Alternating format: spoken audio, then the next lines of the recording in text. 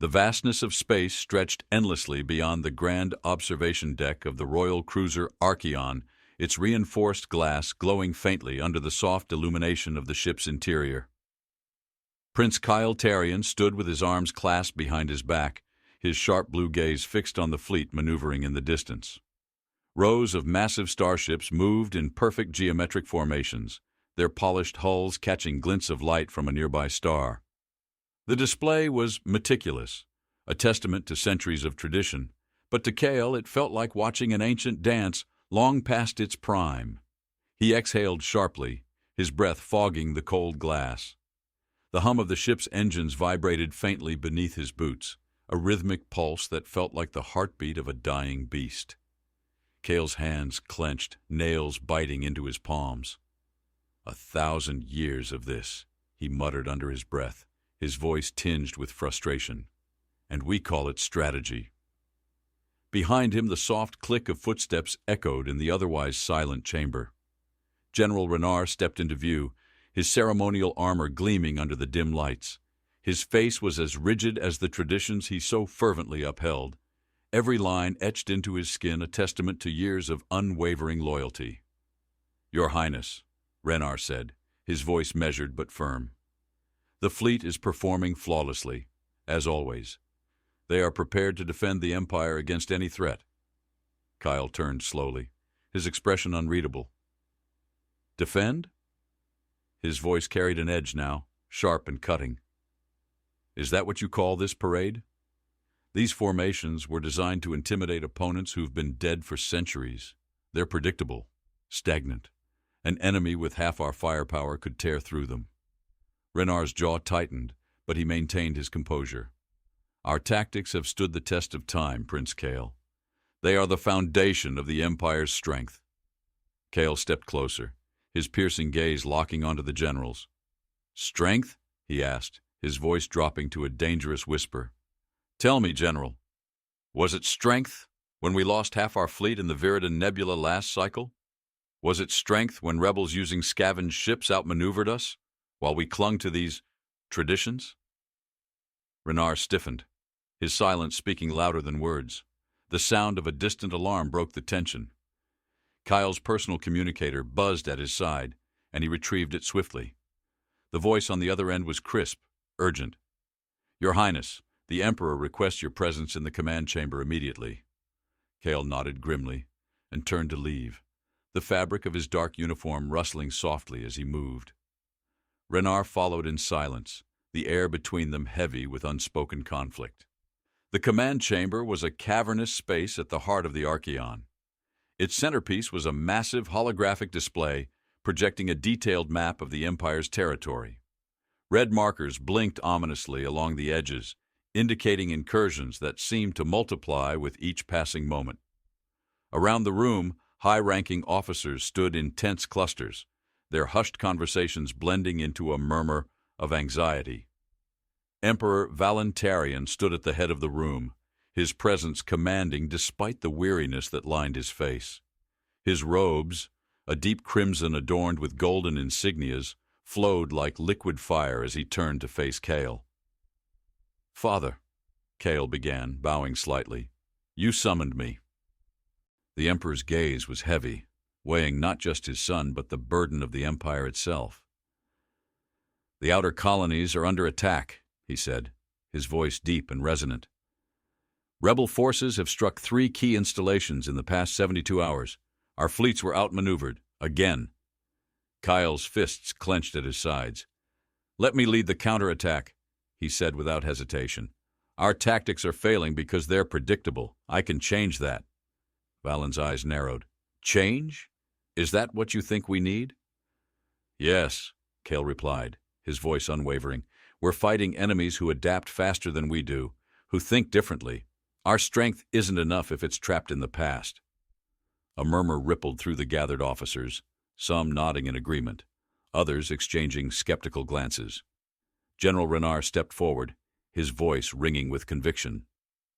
"With respect, Your Majesty, abandoning our traditions in the heat of battle would be reckless. These tactics have sustained the Empire for generations."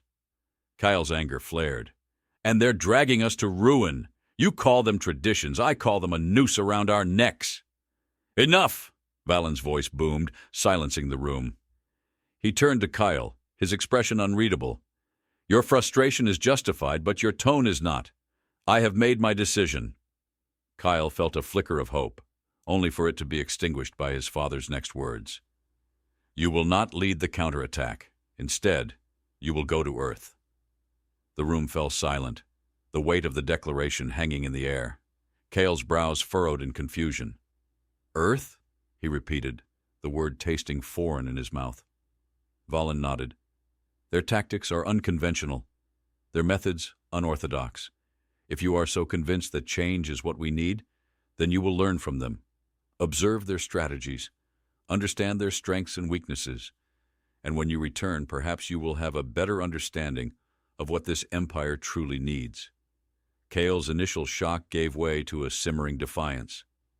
You're sending me away? In the middle of a war? I'm giving you an opportunity, Valen countered, his tone firm. One that you claim to want. Kael's mind raced. The decision felt like a dismissal, a way to sideline him. But beneath the frustration, he saw a glimmer of opportunity. Earth, a world with a history of adaptability and ingenuity. Perhaps this was exactly what he needed, not just to prove himself, but to reshape the Empire's future. When do I leave? Kael asked, his voice steady. Valen's lips pressed into a thin line. At dawn. As the meeting dispersed, Kael lingered for a moment, staring at the red markers on the holographic display. His chest tightened with a mix of anger and determination. The Empire was crumbling under the weight of its own arrogance. If they refused to change, they would fall. And if it took going to Earth to save them, then so be it. Later that night, Kael stood in his quarters, the quiet hum of the ship enveloping him like a shroud. The polished steel walls reflected his conflicted expression as he packed a small bag of essentials. His thoughts were a storm, torn between the sting of rejection and the anticipation of what lay ahead. He approached the window, gazing out at the endless expanse of stars. His reflection stared back at him, a ghost of doubt lingering in his eyes. But then he spoke, his voice low but resolute. They call this punishment, he said to himself, but I'll make it my proving ground. The stars seemed to shimmer in agreement, their distant light a reminder of the vastness and possibilities of the galaxy. As the Archeon prepared for his departure, Kael made a silent vow. He would return not just with knowledge, but with the power to change the fate of the Empire. The echoes of tradition would no longer hold them back. He would learn, he would adapt, and he would win. The spacecraft hummed as it pierced the atmosphere of Earth, the external hull glowing faintly with the friction of entry. Inside, Prince Kael Tarian stood stiffly, his eyes fixed on the viewport as the planet's surface came into focus. Rolling mountain ranges, endless seas, and sprawling cities glittered under the pale light of Earth's star. It was a view unlike any he'd seen, a planet alive with both chaos and ingenuity. The muted sounds of the ship's systems were a stark contrast to the turbulence brewing within Kael's mind. As the ship descended toward a military installation tucked into a valley, Kael's jaw tightened.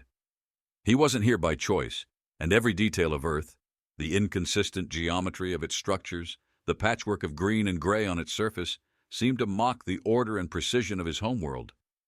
Yet somewhere beneath his frustration, there was a flicker of curiosity. These humans, with their primitive ways, had managed to carve victories from insurmountable odds. There was a lesson here, even if he wasn't ready to admit it.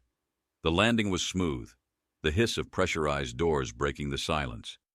A blast of Earth's cool, oxygen-rich air rushed in, carrying the faint scent of soil and machinery.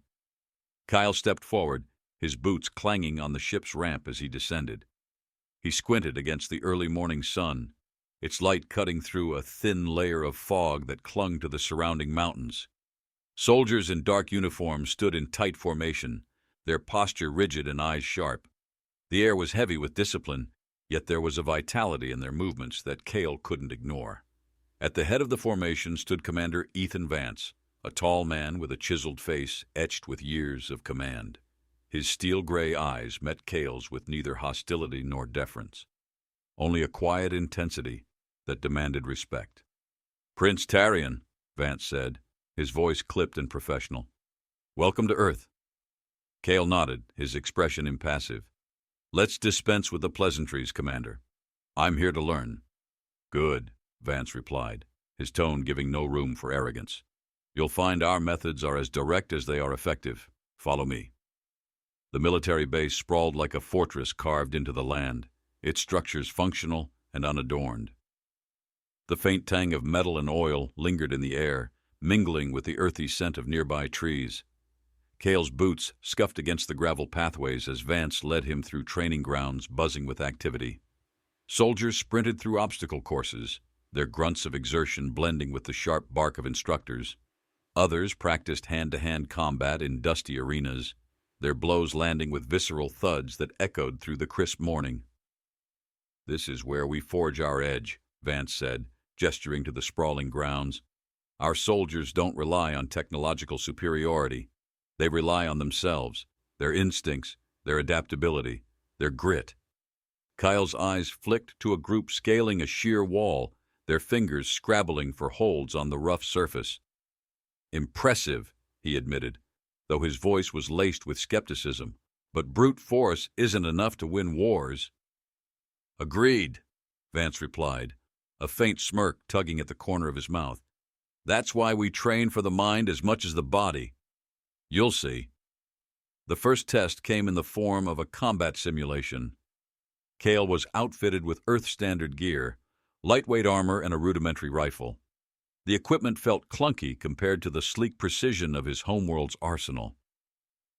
Vance handed him a visor that projected a holographic map of the terrain. "Simple mission," Vance said. "Infiltrate the enemy camp, retrieve the objective, and exfiltrate without detection." Kael raised an eyebrow. "A child's exercise." Vance's smirk widened. "You'll find Earth doesn't play by the rules you're used to." The simulation began with Kael crouched in dense underbrush, the earthy smell of damp soil filling his nostrils. The visor displayed a faint outline of the target zone, but the rest was up to him. He moved cautiously, his footsteps muffled against the soft ground. The forest was alive with sound, the rustle of leaves, the distant chirp of unseen creatures. It was disorienting, a sensory overload that contrasted sharply with the sterile environments he was used to. As he neared the target, a sudden burst of gunfire shattered the stillness. Kael dropped to the ground, his heart hammering against his ribs. Shadows flitted through the trees, human soldiers moving with startling precision.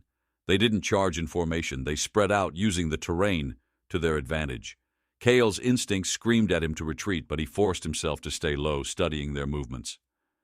"They're not coming for you," Vance's voice crackled in his ear. "Not yet, but they're watching. Waiting. What will you do?" Kael clenched his jaw. His training had always emphasized decisive action, overwhelming force. But here, the environment demanded something different. He moved slowly, his eyes scanning for patterns in their movements. The soldiers worked in pairs, covering each other as they advanced.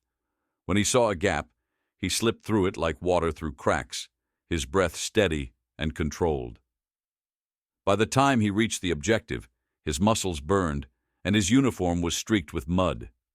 He retrieved the simulated data cube and began his retreat, only to find his path blocked by two soldiers. They raised their rifles, and Kael's mind raced. There was no time for overthinking.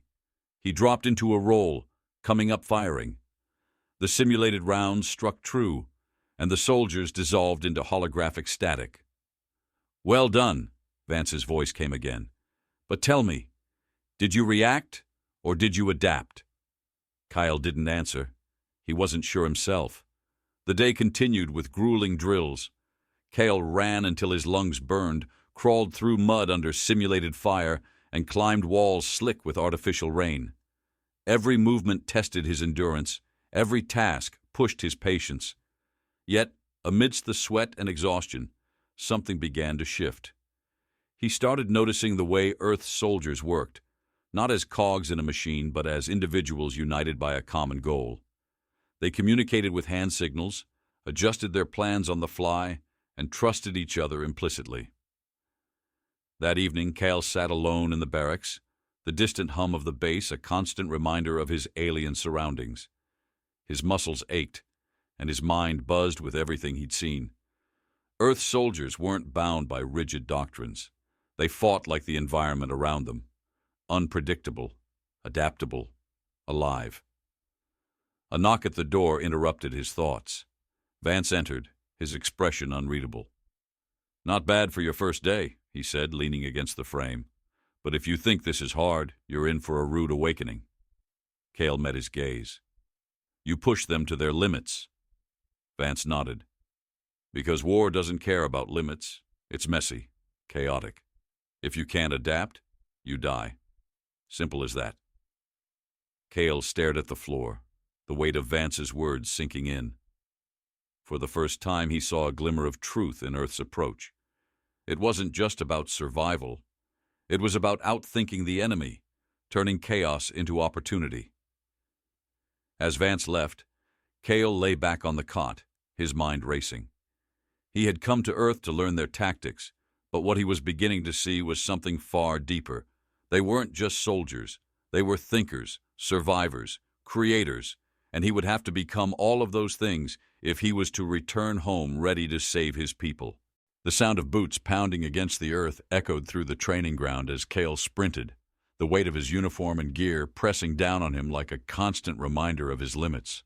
He felt the earth shift beneath his feet, the soft ground offering resistance with each step, as if nature itself was testing his resolve. Sweat stung his eyes, the acrid taste of salt on his lips.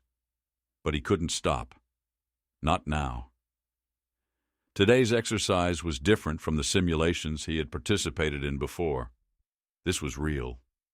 The stakes were higher, and failure had consequences. He had been assigned to lead a squad in a live combat drill, a test that would push him to the edge of his endurance, both physically and mentally. Earth soldiers had drilled for this kind of environment all their lives, and today, Kael would be their leader. He could feel the vibrations of the earth beneath him as his squad followed in formation behind him, their synchronized movements cutting through the air like well-oiled machines. They wore no flashy armor, no invincible shields, just simple, practical gear that would allow them to survive the harsh terrain and unforgiving conditions. Their rifles were unadorned, their bayonets sharp, but it wasn't the weapons that made them deadly. It was their ability to think, to adapt, and to move as one. "Stay sharp," Kael called over his comm, his voice low but commanding. "We move as a unit. Watch for ambushes. Move quietly. Stay low." He could hear their breaths, steady and controlled. Behind him, the hum of their communication systems a soft murmur in his ears. His eyes scanned the horizon, searching for the slightest hint of movement. The wind shifted, carrying with it the faint scent of damp earth and the promise of rain. The clouds were rolling in, the sky darkening, but Kael didn't flinch. He knew Earth's weather as much as he knew his own people's rituals. It was unpredictable, volatile, just like the battlefield. The exercise was designed to test their ability to adapt to ambush situations, but Kael had quickly realized that it was about more than just tactics. It was about understanding the environment, reading the land itself like a map, and using it to your advantage. There was no room for hesitation here, no time for rigid strategies that relied on the same repetitive formations his people had used for centuries. Earth soldiers had taught him that much. Without warning, the first shots rang out, a sharp crack of gunfire that sent Kael's heart racing. His instincts kicked in immediately, his hand raised in a fist as he signaled for his squad to take cover. They dropped into the underbrush, their movements fluid, as if the very earth embraced them. Kael's mind raced, calculating the distance, the trajectory, the direction of the fire. He could feel the weight of their eyes on him, their trust in his leadership pressing against his chest. This wasn't just a drill anymore. This was real. "We've got company," he muttered, scanning the horizon again. His comm buzzed, Vance's voice crackling through the static. "They're behind you. Your squad is surrounded. What's your move?" Kael didn't have time to think. He had learned on Earth that hesitation could cost lives. Split up, he ordered, his voice cutting through the chaos. Divide the enemy's focus. Team A, move left. Team B, take the high ground. Team C, stay with me. We move as a fluid, shifting force. Don't engage unless necessary. We're not here to fight. We're here to survive. The sound of running feet mingled with the distant hum of a nearby storm rolling in, the air thick with tension. His squad obeyed without question, splitting into smaller, faster units, moving like water around rocks, adapting to the terrain. The rebels, dressed in ragged, mismatched armor, emerged from the trees, their rifles aimed, their movements erratic. They expected to see a stationary target, a fleet of soldiers locked into traditional battle formations, easy to pick off. But they had underestimated Kael's training. He led his team forward, crouching low, using the craggy rocks for cover. The air tasted metallic now, charged with the scent of imminent rain and sweat. Kael's pulse thudded in his ears, his mind sharp, calculating, as he watched the enemy's movements. They were disorganized, panicked. They didn't know how to fight against fluid, adaptive forces. Kael smiled grimly. They would learn. With a swift hand motion, Kael signaled for Team C to circle around the enemy's left flank. They moved in silence, each soldier stepping as one, their movements synchronized. Kael could hear the rustling of leaves as they inched closer, the tension palpable in the air. The first rebel went down with a muffled thud, a clean shot to the chest. He crumpled, his body falling silently to the ground. No screams, no noise, just the quiet efficiency of an enemy overwhelmed by strategy and speed. Kael's calm crackled again. "Your turn, Prince. They're starting to retreat." Kael didn't respond immediately. He knew what was coming. The rebels had underestimated the royal forces, just as Kael had once underestimated Earth's soldiers. They were beginning to scatter, realizing that they were out of their depth, facing a force that could move, adapt, and strike from unexpected angles. He turned to face the rest of his team, gesturing them forward. "Push them to the canyon," Kael ordered, his voice steady. "Don't let them regroup. They won't expect us to push them so far. Use the terrain, herd them." As the team moved, Kael could feel the ground beneath him shift. The path ahead narrowed, the rocks rising higher on either side. This was where he would make his stand, where the rebels would meet their final challenge. He signaled for his squad to move forward, their rifles aimed but ready to adapt. The rebels had already taken their positions in the canyon, hoping to hold ground, to make their stand. But Kael knew the terrain was his ally. The rocks, the uneven surface, the changing weather. All of it was a weapon that could turn the tide in his favor. "Here," Kael said, his voice low and commanding. "Take the high ground." They moved swiftly, positioning themselves on the jagged cliffs above the canyon, waiting for the rebels to make their move.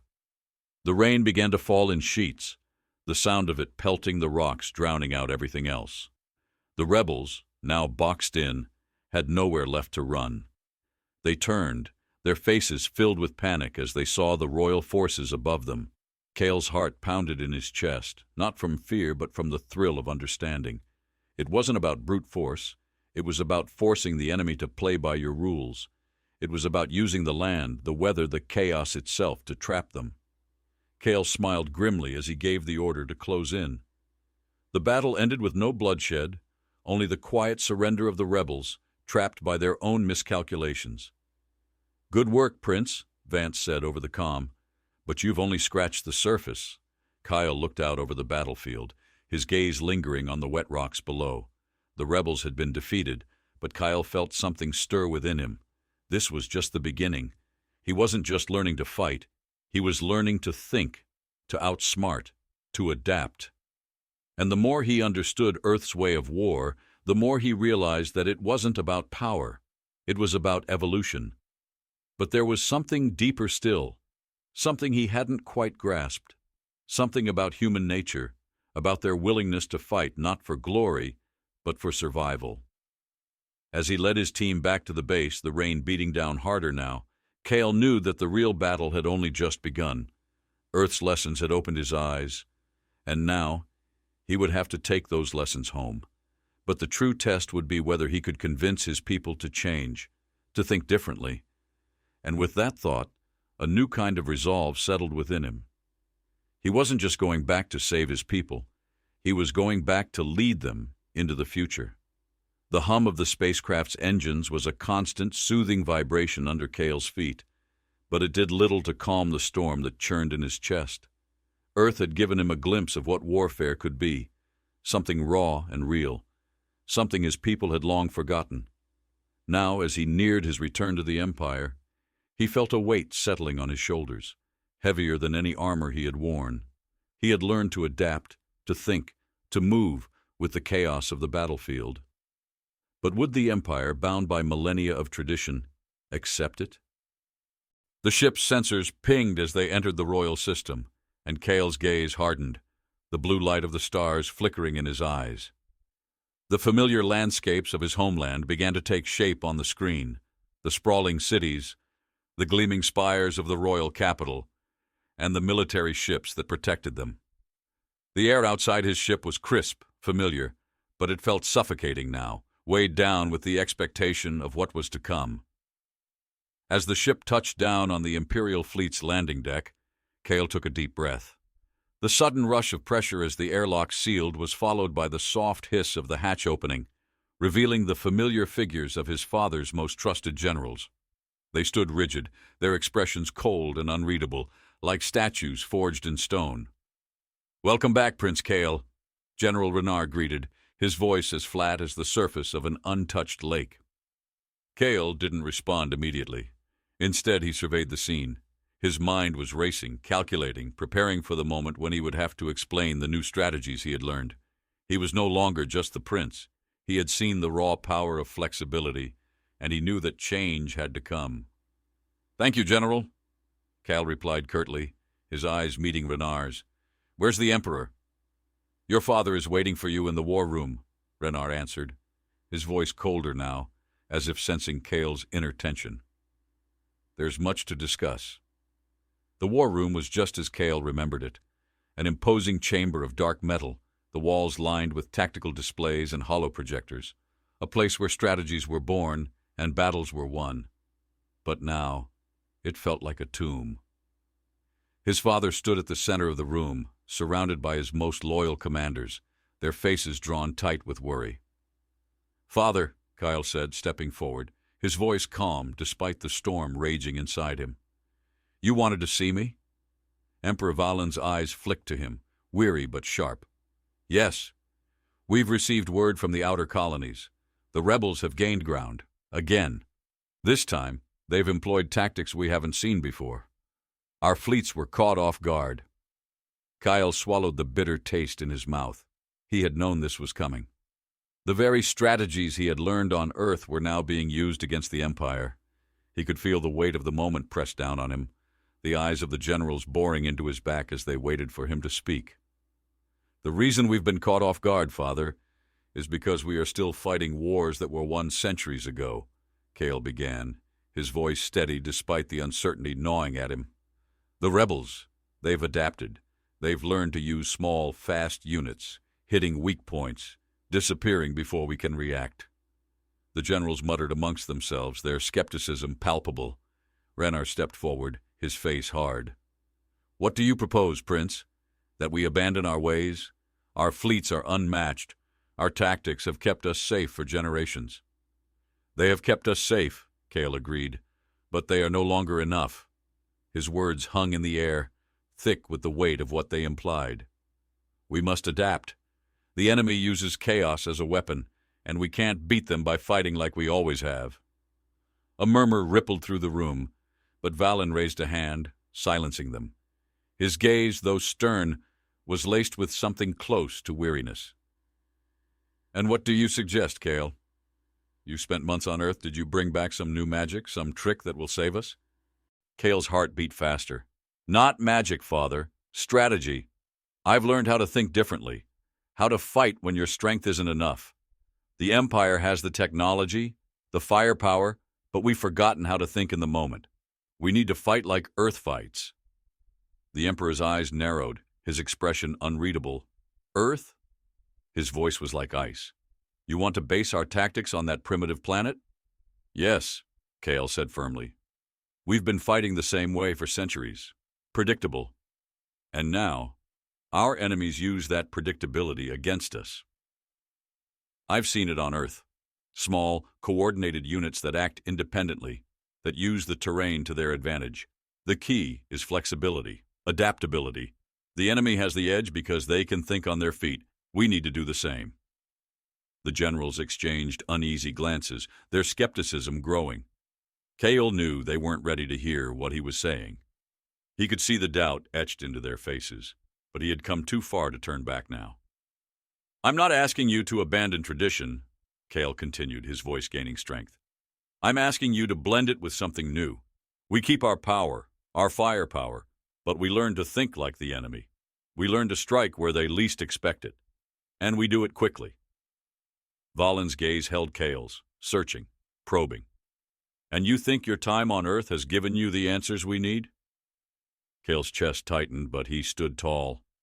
I think Earth has shown me that strength isn't just about the size of your fleet or the power of your weapons. It's about adaptability. And if we don't change, if we don't adapt, we will lose. Not just the war, but everything. The room fell silent. For a long moment, Kael stood at the center of the room, his eyes locked with his father's. The weight of the moment settled over him, the silence almost suffocating. The generals were still, waiting for the Emperor's response. Finally, Valen spoke. His voice was quiet, but firm. You've learned much, Kael, but you forget one thing. The Empire was built on tradition, on strength. We don't change because we are strong, and we've held that strength for 1,000 years. Kael's heart raced. But strength isn't enough anymore. We've seen that. The rebels use our weaknesses against us. They outthink us, Father. Valen's eyes softened, but only for a moment. We will fight as we always have, he said. You may lead the counteroffensive, Kael. But remember, this is not Earth. You will follow the Empire's way, or there will be no place for you in our future. Kael's stomach churned, but he nodded. I will follow the plan, Father. But I will show you that change is not a weakness. It is the only path to victory. As the meeting ended, Kael walked out of the war room, his mind already racing. He would fight the way Earth had taught him, flexible, adaptive, unpredictable. He would prove to them that a new kind of warfare, one that combined tradition with innovation, was the key to victory. But as he prepared to lead the counteroffensive, he felt the weight of his father's words settle on him. He had to balance the old ways with the new, a delicate dance that could either save the Empire or destroy it.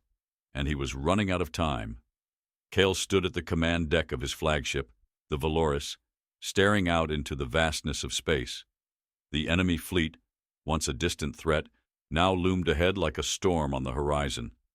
His hands clenched the edge of the holographic control panel, feeling the cool, smooth surface as he tried to steady his thoughts. The past few days had been a whirlwind of planning, calculations, and preparation. But now, as the moment of truth arrived, all that mattered was the execution.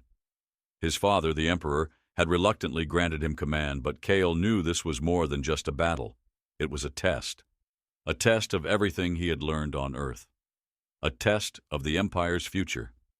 Behind him, the officers and generals of the Imperial fleet moved about in a flurry of activity. Their movements were precise, but their expressions betrayed their uncertainty. Kael's strategies had been met with skepticism, and the traditionalists still believed in the old ways, predictable formations, overwhelming force, and sheer might.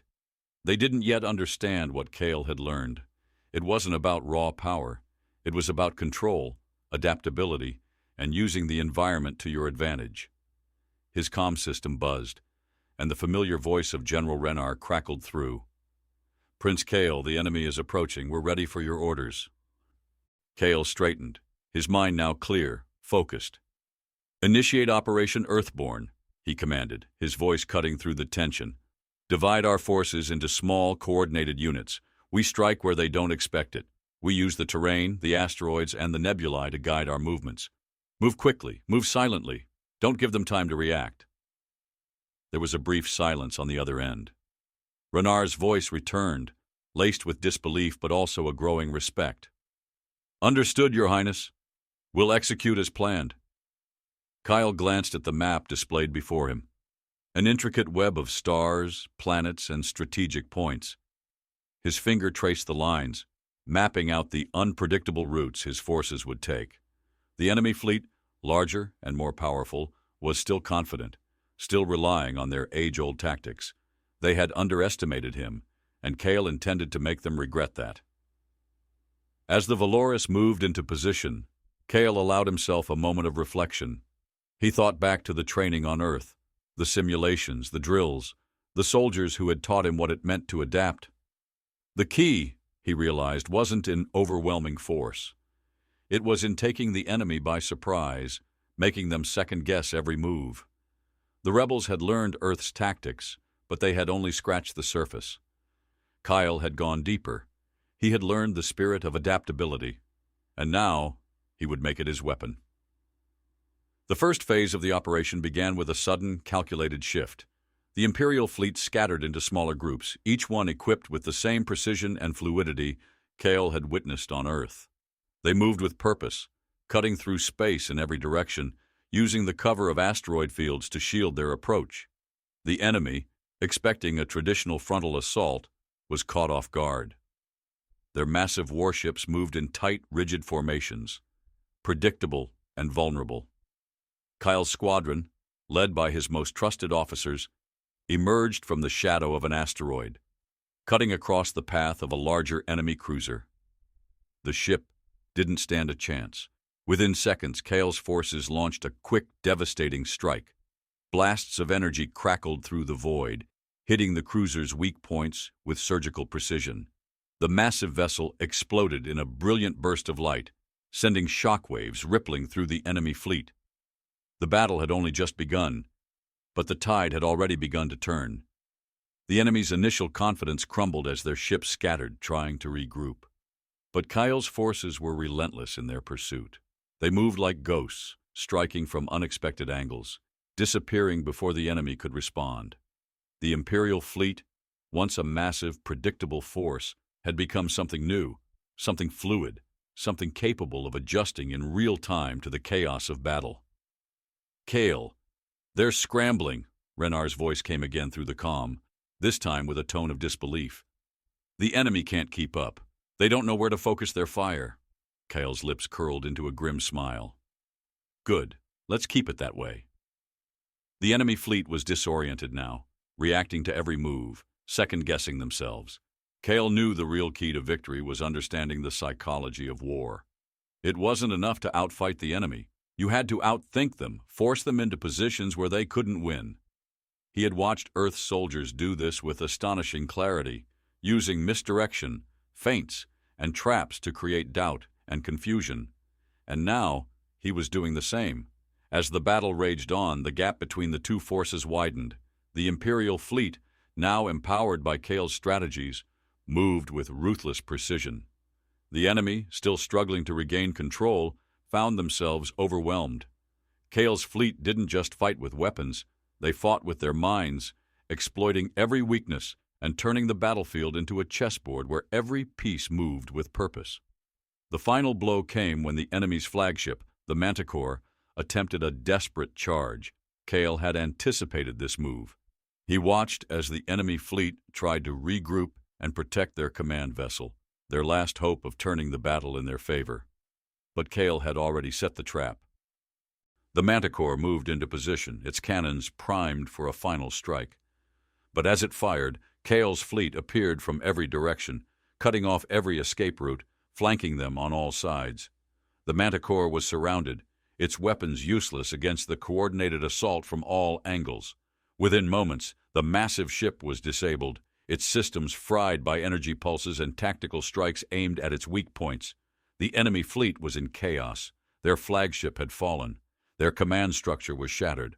The remaining ships, scattered and vulnerable, had no choice but to surrender. Kael stood on the bridge, his gaze unwavering as the comms crackled with the voice of the defeated rebel commander. "We surrender," the voice rasped, filled with frustration and helplessness. "Your tactics are too much." Kael's response was calm, measured, but it carried the weight of a new era. You learned the wrong lesson. Earth taught me that it's not about brute strength. It's about knowing when to fight and when to let go. Your mistake was thinking power alone could win. It never does. As the last of the enemy fleet lowered their weapons, Kael's mind shifted to the future. He had proven his point, not just with strategy, but with the wisdom he had brought from Earth. The Empire's old ways were no longer enough. The future lay in adaptability, in thinking beyond the rigid traditions that had once made them strong. His calm buzzed again, and this time it was his father's voice. "You've won, Kael," the Emperor said, his voice softer than Kael had ever heard it. "I see it now. You were right. The Empire must change." Kael stood tall, his heart steady. "It's not just the Empire, Father. It's the whole galaxy. We either adapt or we fall, and I'm not willing to let that happen." As the shattered remnants of the enemy fleet limped away, Kael turned to face his officers, his crew, his people. He had returned not just with knowledge, but with a vision for the future. The old ways of war had been tested and proven inadequate. But now, Kael had learned that strength wasn't about tradition. It was about evolving, adapting, and embracing change when it was needed most. The galaxy would remember this day, not for the power of the Empire's weapons, but for the power of its mind. Kael Tarian had changed the game, and in doing so, he had saved the future of his people. The battle was over, but the war for the galaxy's future had only just begun.